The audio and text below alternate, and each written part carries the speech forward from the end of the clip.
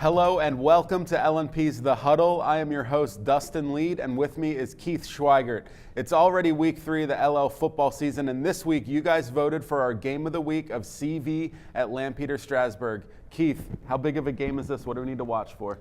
Well, the thing that jumps out here is that we've got a potential shootout on our hands. This game will feature two of the league's best offenses, two of its best quarterbacks, and two teams that have struggled a little bit defensively in the first 2 weeks. LS has senior quarterback Colin Bear-Shank.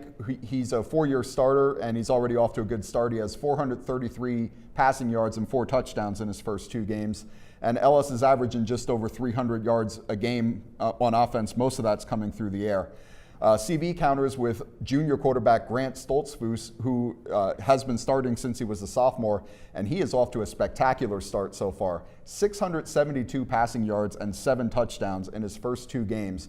Both of those numbers lead the league, and he spreads it around quite a bit. CV has 3 receivers with at least 10 catches already, so 3 of the league's top 4 receivers in terms of receptions play for CV. Wow. So, and then when you look at the other side of the ball, neither team has really found its footing defensively yet. LS let Hempfield shred them in week 1, 591 total yards, and over 500 of that was coming on the ground.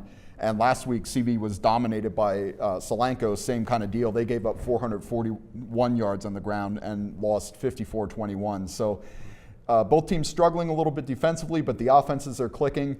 Should be a really good game. I had a chance to talk to CV coach Mark Pieters about Friday night's game, and here's what he's expecting to see.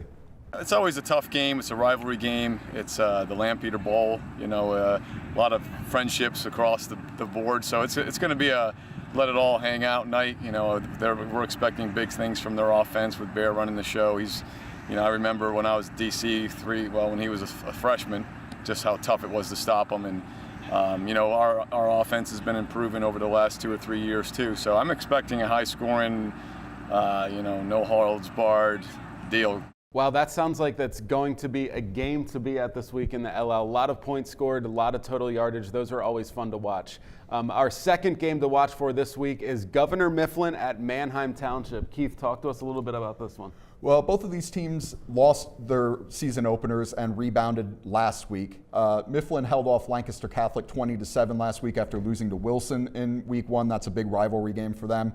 And Township rallied to beat Red Lion 22-15 in one of the most exciting games of the week. They scored the go-ahead touchdown in the game's final minute there. So that was a real good game for them.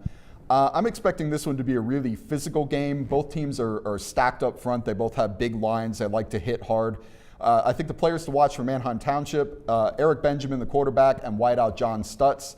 Stutz missed the season opener. He had an elbow injury, but he came back last week. He caught 3 passes, including a 67-yard touchdown.